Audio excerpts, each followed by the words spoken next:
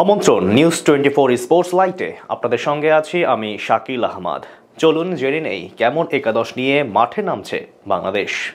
বিস্তারিত জেনে নেব রিপোর্টে।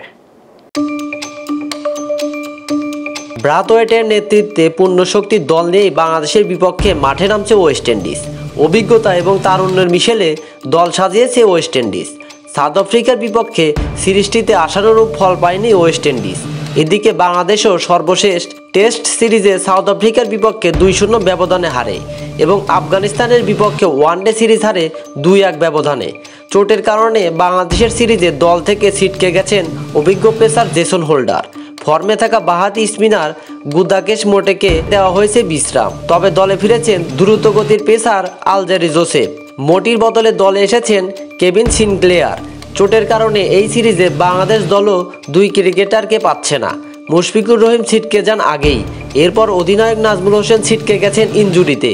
মুশফিক ও শান্তকে ছাড়া বেশ ভুগতে হতে পারে টাইগার দলকে। তাদের ছাড়াই ওয়েস্ট ইন্ডিজের বিপক্ষে দল ঘোষণা করেছে বিসিবি। 22 নভেম্বর নর্থ সাউন্ডে সিরিজের প্রথম টেস্ট এবং দ্বিতীয় টেস্ট কিংস্টনে শুরু হবে আগামী 30 নভেম্বর।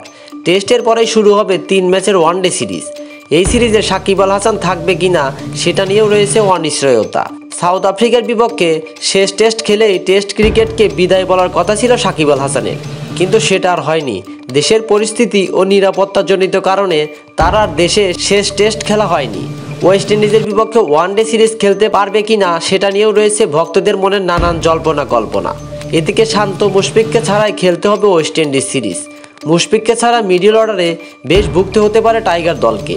যেহেতু এই সিরিজে নাজমুল হোসেন শান্ত নেই, সেক্ষেত্রে মেহেদী হাসান মিরাজের কাঁধেই থাকবে অধিনায়কত্বের ভার। এদিকে লিটন কুমার দাস দলে ফিরেছেন। অসুস্থতার কারণে আফগান সিরিজে দলে থাকতে পারেনি লিটন। মুশফিকুর রহিম না থাকায় লিটনের কাঁধেই থাকবে উইকেট কিপিংয়ের দায়িত্ব। বাংলাদেশের ওপেনিংয়ে থাকবেন লিটন কুমার দাস ও তানজিদ তামিম। যেহেতু নাজমুল হোসেন শান্ত ইনজুরি, সেক্ষেত্রে 3 নম্বরে টেস্ট থেকে আসতে পারে জাকির হাসান। 4 নম্বরে থাকবেন সাকিব আল হাসান, যদিও সাকিবের খেলা নিয়ে রয়েছে অনিশ্চয়তা। 5 নম্বরে খেলবেন তৌহিদ হৃদয়। আফগান সিরিজে বেশ একটা ভালো করতে পারেনি হৃদয়। বেশ কয়েকটা ইনিংসে রান খরায় ভুগছেন যুব বিশ্বকাপ জয়ী এই ব্যাটার। 6 নম্বরে খেলবেন মাহমুদুল্লাহ রিয়াদ।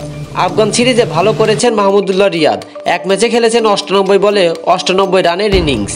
7 নম্বরে মেহেদী হাসান মিরাজ। দলের মিডল অর্ডারের দায়িত্ব থাকবে রিয়াদ ও মিরাজের কাঁধে। 8 নম্বরে থাকবেন রিশাদ হোসেন এবং দলে পেসার হিসেবে থাকবেন তাসকিন আহমেদ, মোস্তাফিজুর রহমান ও নাহিদ রানা। সম্ভাব্য এরকমই একটা একাদশ নিয়ে ওয়েস্ট ইন্ডিজের বিপক্ষে মাঠে নামবে বাংলাদেশ দল।